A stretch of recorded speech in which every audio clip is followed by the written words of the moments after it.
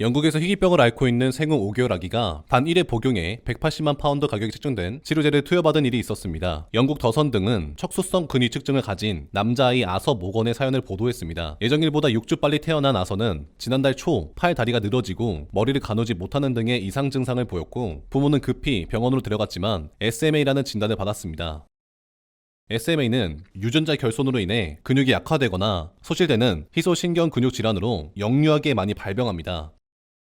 근육 약화, 움직임 상실, 호흡 곤란 등의 증상을 일으키며 병을 앓는 아이들은 평균적으로 2년 내 사망에 이르는 것으로 알려졌습니다. 다행히 아서에게는 희망이 찾아왔는데요. 영국 최초로 스위스 제약사 노바티스가 제조한 SMA 치료제 졸겐스마를 맞을 수 있게 된 것입니다. 문제는 졸겐스마가 세계에서 가장 비싼 약으로 꼽힌다는 점입니다. 단 1회 접종에 180만 파운드를 지불해야 합니다. 단일 치료 약품으로는 세계 최고가입니다. 한국에서는 25억 원 안팎의 가격에 책정되었습니다. 높은 가격에 대하여 제약사 노바티스 측은 졸겐스마의 1회 복용량은 SMA의 진행을 멈추기에 충분하고 아이들이 앉고 기고 걸을 수 있도록 도와준다며 장기간 받는 치료보다 훨씬 가치가 높다고 설명했습니다.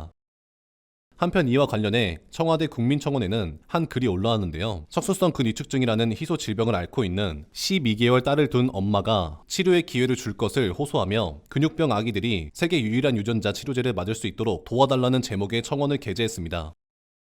척수성 근위축증은 유전자 결함으로 근육이 점차 위축되는 희소난치 근육병으로 제때 치료를 받지 못하면 2달 전에 사망할 수 있는 치명적인 병입니다. 청원인의 딸 역시 태어난 직후 증상이 있었으며 진단은 생후 9개월쯤 됐을 때 받았다고 합니다.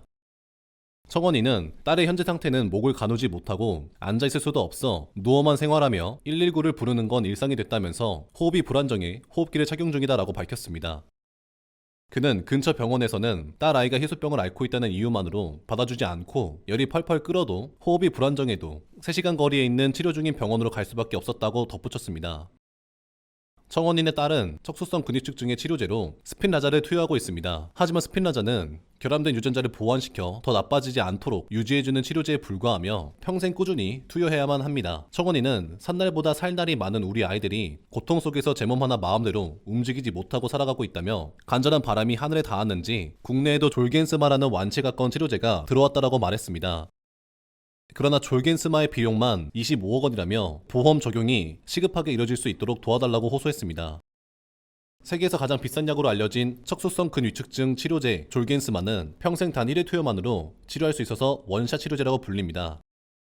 다만 주사제의 치료 가격은 약 25억 원으로 세계 최고가 단일 치료제로 알려져 있죠. 현재 졸겐스마는 2019년 미국에서 투약 허가를 받은 후 전 세계 40여 개국에서 쓰이고 있는 상황입니다. 미국, 영국 등 국가에서는 건강보험을 적용해 약 930만 원 정도의 치료비를 내고 투약할 수 있다고 하는데요. 이에 따라 국내에서도 졸겐스마의 건강보험 적용을 호소하는 요구가 이어지고 있습니다. 이에 한국의 보건복지부는 고가의 희귀질환 치료제 급여 확대를 긍정적으로 검토할 방침이라고 밝혔습니다. 복지부 보험약제과에 따르면 중증질환 환자에 대한 치료 접근성 확대가 필요하다는 판단에 따라 급여 적정성 여부를 검토 중이다. 현재 신약의 신속한 보험 적용을 위해 여러 제도를 영중이며 지속적으로 제도를 개선 보완해 나갈 예정이다. 또한 킴리아, 졸겐스마, 빈다맥스 등에 대한 급여 적정성 여부를 평가 중이며 제약사와 적극적으로 협의해 합리적인 재정 분담 방안을 도출할 계획이다라고 밝혔습니다. 복지부는 임상적으로 유용하고 가격 대비 효과성이 입증된 약제를 선별적으로 급여하는 건강보험 기본 원칙을 유지하면서 환자들의 치료 기회가 보장될 수 있도록 보험급여 적용 여부를 검토하겠다고 강조했습니다. 이에 대해 일본 반응도 평소 같은 혐한 반응 댓글보다는 공감과 우려에 댓글이 많이 달렸는데요. 한번 살펴보도록 하겠습니다. 희귀병도 돈 있는 사람이나 걸려야지 돈 없는 사람이 걸리면 치료 한번 못 받아보고 죽으란 소리네. 일반적으로 많이 팔려야 약 만드는 회사들이 달려들어요. 저거 맞고 치료되면 그나마 다행인데 거의 계속해서 맞아야 되는 약 아니야? 1회 투여라고 써있어. 글을 잘 읽어봐. 사촌이 50대였고 나이가 들어감에 따라 병이 서서히 진행되어서 59세의 나이에 합병증으로 세상을 떠났어요. 그녀가 잘 지낼지 궁금하고 일본에서 치료를 받을 수 있기를 바랍니다. 저런 약들은 특허 기간이 끝나면 바로 복제약 나와서 저렴해질 수 있는 건가요? 특허 협약이 안 되는 나라에서는 그냥 막 만들어도 될지. 그렇다고 저런 약을 파는 회사가 저 약으로 떼돈을 버는 게 아니고 사실상 개발비 회수도 제대로 못하죠. 희귀 질병에 대한 치료제는 벗어날 수 없는 굴레가 있음. 제약사 대단해. 대놓고 보험되는 국가들 돈 뜯으려고 저 가격에 내놓은 거잖아. 보통 개인은 못 맞으니까. 그게 아니라 저 신약 연구에 썼던 연구비, 인건비가 말도 안 되게 들어가는데 저걸 쓰는 사람은 한정적이니 가격이 높을 수밖에 없는 거지. 뭔 소리야. 내 말은 병 걸린 국민 목숨줄 플러스 인권이라는 정치적 결단을 잡고 제약사가 선진국 사회보장보험 협박을 한다는 건데 한 방인데 안 살 거야? 니네 국민 안 살릴 거야? 하면서 말이야. 너가 저 가격에 내놓는 건 돈 뜯으려고 하는 거라며. 근데 내가 봐도 희귀병이라 판매량이 적을 수밖에 없어서 제약사들이 경제성 때문에 높은 가격에 내놓는 거로 안 보이는데? 1차원적으로밖에 생각을 안 하냐? 저 금액이 일개 개인이 감당하라고 정한 금액이겠냐? 지금 같은 상황, 국가와 국민이 사회보장보험으로 감당하게 만들 생각으로 그런 식으로 팔려고 붙인 금액이지. 제약사가 팔아서 돈 벌라고 신약 개발하지 땅 파서 회사 운영하려고 파냐?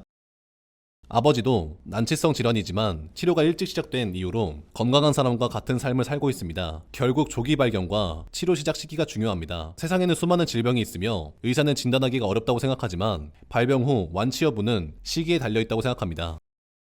루마티스염 같이 많이 발생하는 질환은 그래도 싸질 수 있는데 희귀병 치료제는 아무래도 싸지기 어려운 구조이죠. 임상 3상만 몇천억이 필요해서 3상 진행하다가 파이낸셜 문제로 취소하는 경우가 왕왕 있다고 들었네요. 생산 라인이나 밸리테이션 등 모든 과정을 검사하는 FDA나 EU에서 인증이 쉽지 않다고 알고 있습니다. 각 기관에 검사자가 나와서 검증을 하다 보니 비유럽, 미국 거는 진입장벽이 높은 편이라고 알고 있고요. 어차피 환자에게 파는 게 아니라 국가를 상대로 장사하는 거라 복지가 잘 되어 있는 나라에 사는 국민들이나 쓰지 그렇지 않은 사람들은 약의 존재 여부도 모르고 죽는 경우가 많음. 희귀병이라는 병들도 국내 환자들이 최소 100명씩은 있더라. 저거 해주면 다른 병들도 다 해달라고 하는데 그럼 끝이 없음. 다른 병은 치료 방법 자체가 없는 것도 많잖아. 저건 다이렉트 효과 직방이니까 국가 차원에서 뭔가 해줘야 하지 않을까? 개발 시작할 때 희귀병 발병률이랑 투입된 개발비 생각해서 25억으로 책정한 건데 생명이 달린 일이라고 가격을 낮게 받아야 하는 거면 애초에 기획 단계에서 무산되고 약이 출시될 수가 없겠지. 이익이 목적인 회사의 입장에서는 자신들의 기술로 개발한 신약을 25억에 책정할 수 있지. 하지만 인간으로서는 좀 안타깝지. 25억은 일반 사람들이 쳐다도 못 보는 가격이잖아. 회사가 잘못했다는 것이 아니라 그냥 안타깝다는 거야.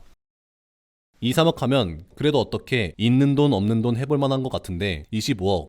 와, 엄두조차 안 나네. 건강보험으로 완전히 지원이 어렵다면 일부 지원해주고 나머지는 할부 개념으로 나눠서 낼 수 있게 도와주면 안 될까? 증상 완화만 해주는 것도 아니고 완전 치료제인데 사연이 너무 안타깝다. 노바티스가 그래서 할부로도 받긴 함.